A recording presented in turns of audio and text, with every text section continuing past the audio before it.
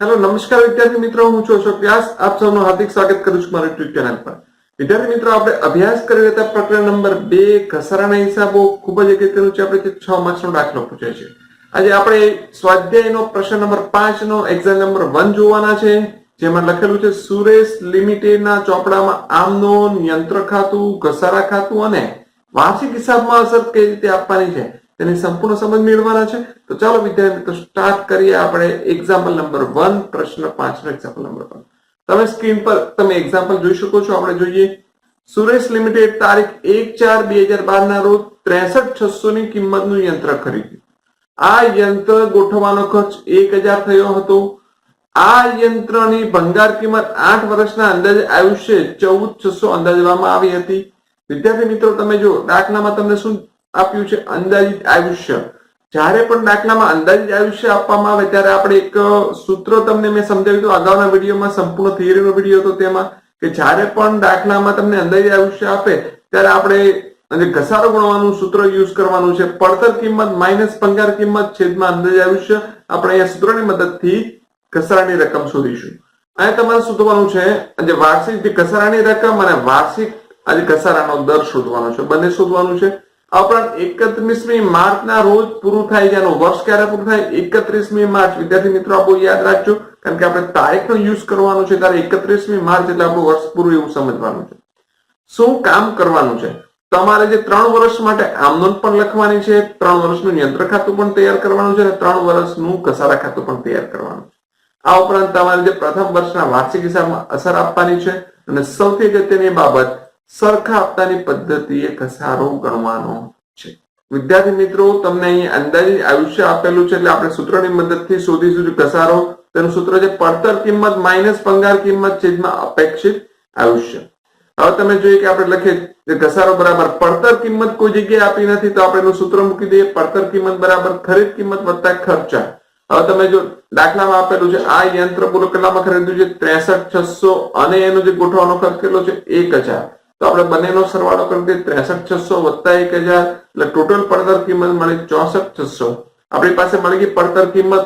અને ત્યારબાદ વાત કરે છે જે ભંગાર કિંમત. તો અહીંયા તમને આવેલું છે કે 14,600 ભંગાર કિંમત તમને આપેલી છે. તો ચાલો આપણે લખી દઈએ 64,600 માઇનસ 14,600 છેદમાં અપેક્ષિત આયુષ્ય. અહીંયા તમને આપેલું છે 8 વર્ષ. આપણે લખી દઈએ છેદમાં 8 વર્ષ. તો આપણે સાદુરૂપ આપતા આપણને મળે છે ઘસારો વાર્ષિક 6,250. એટલે આપણને જે એક પ્રશ્ન પૂછેલો કે વાર્ષિક ઘસારાની રકમ શોધો, તો આપણને મળી ગયો 6,250. હવે તમને બીજો પ્રશ્ન પૂછે વાર્ષિક ઘસારાનો દર શોધો, તો એનું પણ સૂત્ર છે. ચાલો આપણે લખી દઈએ. સૂત્ર છે વાર્ષિક ઘસારો છેદમાં પડતર કિંમત ગુણ્યા 100. વાર્ષિક ઘસારો જે આપણી પાસે તૈયાર છે 6,250, આપણે લખી દઈએ 6,250 અને છેદમાં લખ્યું છે પડતર કિંમત આપણે અહીંયા શોધી છે 64,600, છેદમાં લખીએ 64,600 ગુણ્યા 100 આપણને મળશે 9.674%. તમે 9.67 પણ લખી શકો તો પણ સાચું છે. વિદ્યાર્થી મિત્રો, આ રીતે આપણને પૂછાયેલા બે સવાલ કે જે વાર્ષિક ઘસારો અને આ જે ઘસારાનો દર, તો બંને પ્રશ્નોના જવાબ આપણે લખી ચૂક્યા છીએ. હવે આપણને શું પૂછ્યું છે કે 3 વર્ષની આમનોંધ લખો. ચાલો આપણે આમનોંધ તરફ જઈએ. આમનોંધના મેં ચોક્કસ પ્રકારના તબક્કા તમને આપેલા હતા. એ તબક્કા તમે યાદ રાખો. તમે એક પણ આમનોંધ ભૂલશો ને તમે ઇઝીલી આમનોંધ કરી શકશો. કયા કયા તબક્કામાં આમનોંધ કરવાની છે? તેમાં જે પહેલું છે યંત્રની જે ખરીદીની આમનોંધ કરવાની. ત્યારબાદ તમે યંત્ર ખરીદો એટલે એનો વપરાશ કરશો એટલે લાગશે નહીં, પછી ઘસારો એટલે જે ઘસારાની આમનોંધ કરવાની. અને આ જેવો ઘસારો લાગે એટલે તમારે તે ઘસારાનું ખાતું બંધ કરવાનું અને છેલ્લે યંત્ર વેચવાનું છે. આ દાખલો આપણે સમગ્ર વાંચ્યો, એમાં કોઈ પણ જગ્યાએ યંત્રનું વેચાણ આવ્યું નથી એટલે છેલ્લો તબક્કો કામ નહીં લાગે. બાકીના શરૂઆતના જે 3 તબક્કા મુજબ આપણે આમનોંધ કરીશું. ચાલો, પહેલા છે યંત્રની ખરીદી. તો પહેલા કઈ તારીખ લખવાની? યંત્રની ખરીદી તારીખ આપણે જોઈ લઈએ. એક્ઝામ્પલમાં બોલો કઈ તારીખે ખરીદી હતું? 1/4/2012. તો ચાલો આપણે આમનોંધમાં લખી દઈએ 1/4/2012 એટલે કે જે 2012 એપ્રિલે. તમે યંત્ર ખરીદો એટલે શું થાય? યંત્ર આવે કે જાય? આવે તો યંત્ર ખાતે ઉધાર. તે બોલો શું ચૂકવ્યું હશે? તે બેંક ચૂકી તો તે બેંક ખાતે, અને તે રોકડા ચૂકવ્યા તો તે રોકડ ખાતે. મેં અગાઉ પણ આમનોંધમાં સમજાવેલું કે જ્યારે પણ તમે યંત્ર ખરીદો ત્યારે યંત્રની જે ખરીદ કિંમત બેંક ખાતે લખવાની, અને તમે યંત્ર ખરીદતા કોઈ પણ પ્રકારના ખર્ચા થાય તે રોકડા ચૂકવો છો તે રોકડ ખાતે લખવાનું. તો યંત્ર ખાતે શું અહીંયા લખશું? એની પડતર કિંમત. ચાલો આપણે જોઈ લઈએ. આપણે હજી એક્ઝામ્પલમાં જોઈએ. પડતર કિંમત છે 64,600. આપણે લખી દઈએ આમ નોંધમાં 64,600.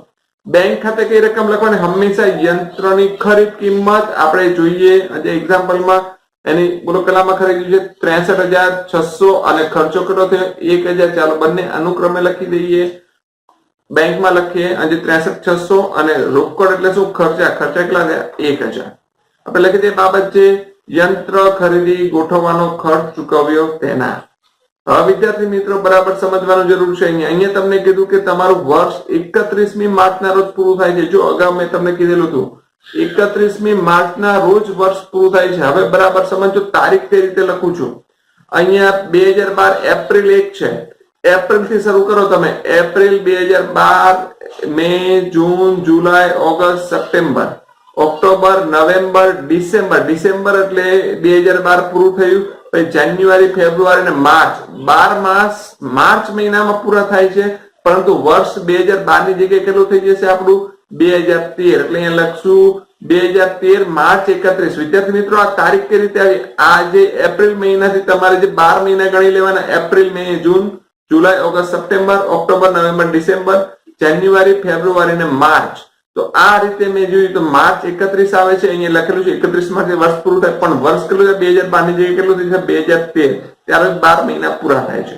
હવે આખું વર્ષ તમે વાપર્યું એટલે તમારે શું લાગ્યું છે? ઘસારો. ઘસારો હંમેશા ખર્ચ કે એટલે લખશું ઘસારા ખાતે ઉધાર. તમારું યંત્ર ઘસાય છે તો બોલો યંત્ર આવે છે કે જાય છે? જાય એટલું યંત્રની કિંમત ઘટે એટલે લખશું તો યંત્ર ખાતે જમા. પણ કેટલી રકમ? તો આપણે અગાઉ એની જે રકમ શોધેલી છે બોલો કેટલો વાર્ષિક ઘસારો છે? 6,250. તો આપણે લખશું 6,250. 6,250 બંને બાજુ લખી દઈએ આપણે. ઘસારો ગણ્યો તેના. ફરીથી એ જ તારીખ લખીશું અને આપણે જે ઘસારા ખાતું બંધ કરીશું. તો ઘસારા ખાતું બંધ કરવાની મેં આમનો અગાઉના વિડીયોમાં સમજાવી હતી. હંમેશા ઘસારો નફા નુકસાન ખાતે લઈ જવાય. ખર્ચ એટલે નફા નુકસાન ખાતું ઉધાર થશે. આપણે લખી દઈએ નફા નુકસાન ખાતે ઉધાર તે ઘસારા ખાતે જમા. કેટલી રકમ? 6,250. 6,250 આપણે લખી દઈએ બાબત છે ઘસારા ખાતું બંધ કર્યું તેના. હવે વિદ્યાર્થી મિત્રો આપણે એક વર્ષની આમ નોંધ પૂર્ણ કરી. જેમાં 3 આમ નોંધ આવે. એક આમ નોંધ આવે છે યંત્ર ખરીદી, બીજી આમ નોંધ આવે છે યંત્ર પર ઘસારો અને પછીની આમ નોંધ આવે છે ઘસારા. હવેના બીજા 2 વર્ષની હજી આમ નોંધ લખવાની. કેમ કે તમને પ્રશ્ન પૂછ્યો 3 વર્ષની આમ નોંધ લખો તો પછીના 2 વર્ષમાં આ છેલ્લી 2 જ આમ નોંધ આવશે. પછીના વર્ષે તમારે ઘસારો ગણવાનો અને ઘસારા ખાતું બંધ કરવાનું. ફરીથી તમારે જે ઘસારો ગણવાનો અને ઘસારા ખાતું બંધ કરવાનું. બસ આ 2 જ. કારણ કે યંત્ર ખરીદી એક જ વાર થાય અને ઘસારો દર વર્ષે લાગતો હોય છે. એટલે 1 વર્ષ પૂરું કરીએ. માર્ચ 2013 31મી તારીખ છે તો ફરીથી આવશે માર્ચ 2014 31મી તારીખ. જો વિદ્યાર્થી મિત્રો હું બીજું વર્ષ શરૂ કરી દઉં છું. ઉપરની આમનો નંબર 2 બેઠી જ રહેશે. લખી દે ઘસારા ખાતે ઉધાર તે યંત્ર ખાતે. કેટલી રકમ? તો આપણને તમે જો વિદ્યાર્થી મિત્રો એક્ઝામ્પલમાં કીધું સરખા હપ્તાની પદ્ધતિ એટલે કે સીધીલીટીની પદ્ધતિ. દર વર્ષે ઘસારાની રકમ સરખી જ રહે એટલે કેટલી આવશે? 6,250 જ આવશે. બીજું વર્ષ હોય કે ત્રીજું વર્ષ હોય આપણે આમ નોંધમાં લખી દઈએ 6,250. 6,250 લખી દઈએ બાબત જે ઘસારો ગણ્યો તેના. ફરીથી આ ઘસારા ખાતું બંધ કરી દે બીજા વર્ષે તો શું આવે? એ જ આમનો નંબર 3 છે. નફા નુકસાન ખાતે ઉધાર તે ઘસારા ખાતે 6,250. 6,250 અને લખી દે બાબત જે ઘસારા ખાતું બંધ કર્યું તેના. હજી 1 વર્ષની આમનો લખવાની. તો પણ બોલો કઈ આમનો લખવાની? આમનો નંબર 2 અને 3. પણ માત્ર વર્ષ બદલાઈ જશે. અહીંયા જે 2013 છે અહીંયા થઈ ગયું 2014. તો અહીંયા શું આવશે? 2015. આપણે બેઠી આમનો લખી દઈએ. માત્ર 2015 લખવાનું છે અને બીજી જે ઘસારા ખાતું બંધ કરવાની આમનો પણ બેઠી લખી દઈએ 2015. તો આ રીતે વિદ્યાર્થી મિત્રો આપણે 3 વર્ષની આમનોંધ કરી. હજી પણ બીજા 2 વર્ષની આમનોંધ પૂછે 5 વર્ષની તો પણ 2 જ આમનોંધ આપણે રિપીટેશન કરવાની હોય છે. માત્ર ઘસારાની આમનોંધ લખવાની હોય છે. યંત્ર ખરીદીની આમનોંધ 1 વર્ષ સુધી લખવાની હોય છે. હવે આપણે બંને બાજુનો સરવાળો કરીએ. 1,02,100. 1,02,100. આ રીતે આપણે આમનોંધ તૈયાર કરી 3 વર્ષની. હવે જોઈએ કે આપણને એક્ઝામ્પલમાં શું પૂછ્યું છે. અહીં લખેલું છે જે પ્રથમ 3 વર્ષની આમનોંધ. ચાલો હવે શું પૂછ્યું છે? યંત્ર ખાતું હવે આપણે તૈયાર કરીશું. યંત્ર ખાતું મેં અહીંયા જે નમૂનો તૈયાર કરી દીધો. તારીખ વિગત નોપા રકમ રૂપિયા. તારીખ વિગત નોપા રકમ રૂપિયા. ઉપર લખ્યું સુરેશ લિમિટેડ ની ખાતા હોય ને લખ્યું યંત્ર ખાતું. આ બાજુ ઉધાર અને આ બાજુ જમા. પણ મેં જે બાજુમાં ટિપ્સ લખેલી છે, યંત્ર ખરીદવામાં આવે તો ઉધાર, અને જમા બાજુ પર શું લખવાનું, યંત્ર પર ઘસારો ગણવામાં આવે. આ સિવાય બીજું કઈ આ એક્ઝામ્પલમાં નથી. કોઈ જગ્યાએ યંત્ર વેચ્યું નથી, કે યંત્ર વેચાણથી નફો થયો નથી, કે યંત્ર વેચાણથી ખોટ થઈ નથી. એટલે બે જ બાબત આપણે ગણવાની છે. અને તમે જોશો અહીંયા એક છે સરવાળાનું ચિહ્ન, પાછું બીજું પણ સરવાળાનું ચિહ્ન, અને પાછું હજી એક સરવાળાનું ચિહ્ન. એમ 3 વર્ષ સુધી યંત્ર ખાતું બનાવવાનું કીધું છે. એટલે 3 વર્ષ માટે આપણે બનાવશું યંત્ર ખાતું. શરૂઆત કરશું યંત્ર ખરીદવામાં આવે ત્યારે. ચલો, પહેલું આપણે શું તારીખ લખીશું, આપણે ઉધાર પર લખીશું યંત્ર ખરીદી તારીખ 2012 એપ્રિલ 1 હતી. તો ખરીદવામાં આવે ત્યારે હંમેશા બેંક અને રોકડ ખાતે લખવાનું. મેં યંત્ર ખાતું કઈ રીતે તૈયાર કરવાનું ટિપ્સ એન્ડ ટ્રિક અગાઉના વિડીયોમાં આપેલી હતી, તેની લિંક પણ મેં નીચે આપેલી છે. તો તમે એ વિડીયો જોઈ શકો છો અને યંત્ર ખાતું સરળતાથી યાદ રાખી શકો છો. ઉધાર પર લખી દઈએ બેંક ખાતે અને રોકડ ખાતે. બેંકમાં શું લખવાનું, હંમેશા ખરીદ કિંમત, અને રોકડમાં લખશું આપણે ખર્ચા. આપણે જોઈ લઈએ યંત્ર કેટલા રૂપિયામાં ખરીદવામાં આવ્યું, 63,600, અને ખર્ચો હતો 1,000. ચાલો, બંને કિંમત આપણે અનુક્રમે લખી દઈએ. ઉધાર પર 63,600 અને 1,000. અને આ બાજુ શું લખવાનું, માત્ર યંત્ર પર ઘસારો ગણવાનો છે. આપણે જે ઘસારો લખતી વખતે યાદ રાખવાનું છે. બોલો કઈ તારીખ લખીશું, 1 વર્ષ પૂરું થાય ત્યારે. આજે 2012 એપ્રિલ 1 છે. એપ્રિલ 1 છે એટલે બોલો ક્યારે વર્ષ પૂરું થાય, 31મી માર્ચ. પણ વર્ષ બદલાઈ જશે. જે 2012 પછી કેટલા લખશું, 2013. લખશું 2013 માર્ચ 31. અને લખશું અહીંયા ઘસારા ખાતે કેટલો ઘસારો તો આપણે જોઈ લઈએ. જે એક્ઝામ્પલમાં ઘસારો તો 6,250. આપણે લખી દઈએ 6,250.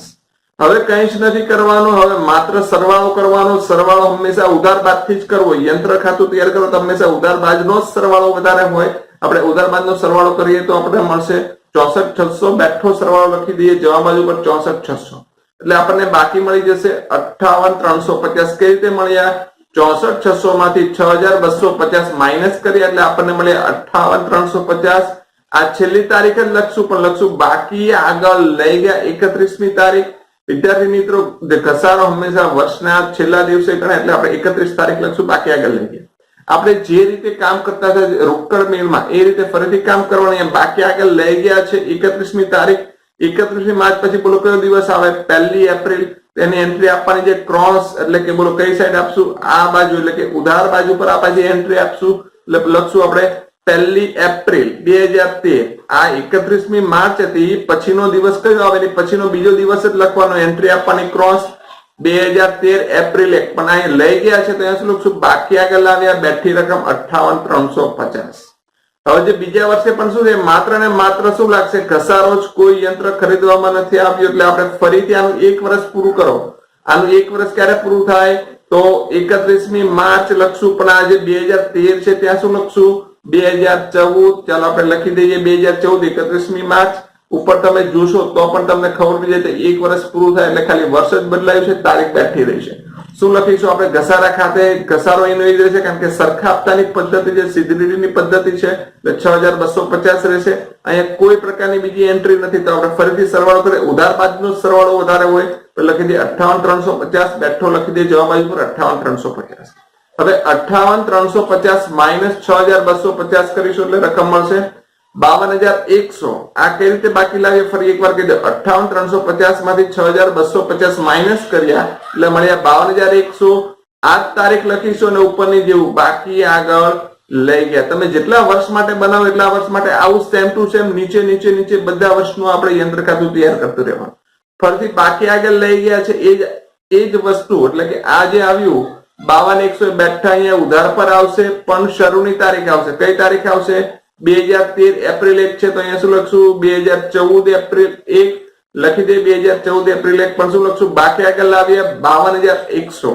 ત્યારબાદ આનું 1 વર્ષ પૂરું કરીએ. જે 2014 એપ્રિલ 1 નું 1 વર્ષ પૂરું કરીએ એટલે શું મળશે, અહીંયા 2015 31 માર્ચ. એટલે કે અહીંયાનું જે વર્ષ છે એનું 1 વર્ષ પૂરું કરશો એટલે તમને મળશે 2015 માર્ચ 31.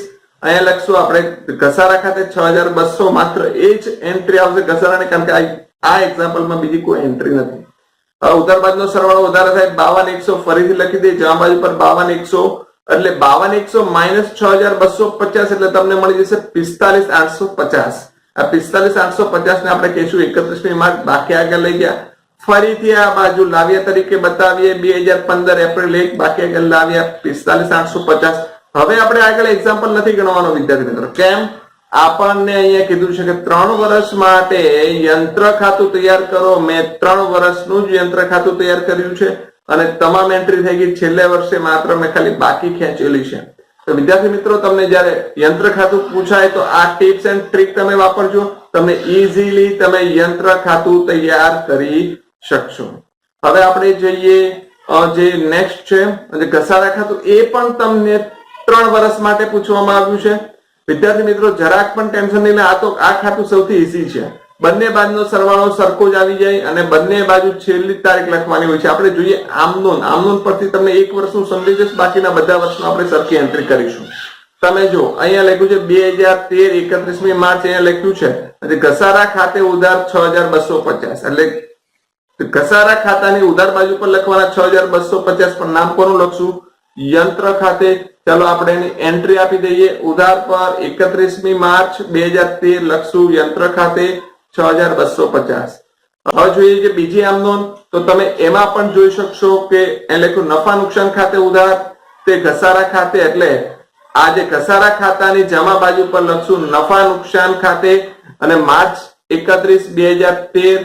ચાલો આપણે લખી દઈએ. અને જમા બાજુ પર 2013 માર્ચ 31 નફા નુકસાન ખાતે 6250. બસ આ બે જ એન્ટ્રી આવે. જો તમને આમનું ના આવડતું તો પણ ડાયરેક્ટ જ્યારે પણ તમને દાખલામાં પૂછે ઘસારા ખાતું તો ઉધાર પર લખી દેવાનું યંત્ર ખાતું અને જમા પર લખી દેવાનું નફા નુકસાન ખાતું.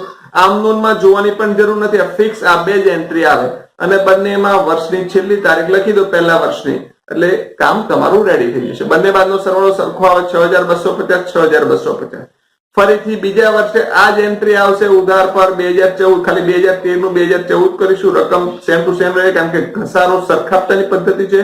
દર વર્ષે ઘસારાની રકમ સરખી રહે છે. એ રીતે વાત કરી જમા બાજુ પર પણ બેઠી એન્ટ્રી 2014 લખીને 31મી માર્ચ 6250. બંને બાજુનો સરવાળો 6250.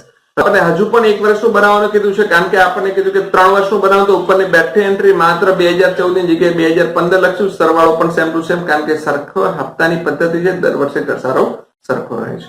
હવે વિદ્યાર્થી મિત્રો, તમે સમજી લેજો કે વાર્ષિક હિસાબમાં અસર આપવાની કે તો પહેલું આપણે લખશું નફા નુકસાન ખાતું ઉધાર અને જમા અને બીજું બનાવશું પાકું સરવૈયું. અને પાકું સરવૈયામાં માત્ર આ બાજુ મિલકત લેના બાજુ પર મિલકત લખશું. બાકી બીજી કોઈ એન્ટ્રી નહીં આપીએ. ચાલો પેલા નફા નુકસાની ઉધાર પર શું લખવાનું? હંમેશા યંત્રનો ઘસારો કેટલો આવેલો તો આપણે ગણતરી દ્વારા 6250 અગાઉ આપણે જોઈ ચુક્યા છે. મિલકત બાજુ પહેલા યંત્રની પડતર કિંમત લખવાની કેટલી છે? 64600. આપણે અગાઉની સ્લાઇડમાં એને આપણો અભ્યાસ કરી ગયા છે. 64600 માઇનસ ઘસારો તો 6250. એટલે 64600 માંથી 6250 માઇનસ કરીએ ત્યારે 58350 મળે છે. એ જ આપણે રકમ લખવાની છે. એટલે વાર્ષિક હિસાબમાં સર આવે ત્યારે આ જ એન્ટ્રી આપવાની, કોઈ ફેરફાર નહીં. નફા નુકસાન ખાતું બનાવીને ઉધાર પર યંત્રનો ઘસારો અને પાકા સરવૈયામાં મિલકત એના બાજુ પર યંત્ર માઇનસ ઘસારો અને આઉટર કોલમમાં ચોખ્ખી રકમ લખવાની. તો વિદ્યાર્થી મિત્રો, તમે આ વિડીયો સમગ્ર જોયું છે. તમને આ વિડીયો પસંદ પડે તો લાઈક કરો, તો મિત્રો સાથે શેર કરો અને આવા જ વિડીયોની અપડેટ મેળવવા માટે હજુ પણ અમારી ચેનલ સબસ્ક્રાઇબ ના કરો સબસ્ક્રાઇબ કરો, જેથી કરીને આવા વિડીયોની અપડેટ મળતી રહે. નેક્સ્ટ ટાઈમ ફરીથી આ ચેપ્ટરના નવા એક્ઝામ્પલ સાથે મળીશું. ત્યાં સુધી આપનો દિવસ શુભ રહે. Thank you very much.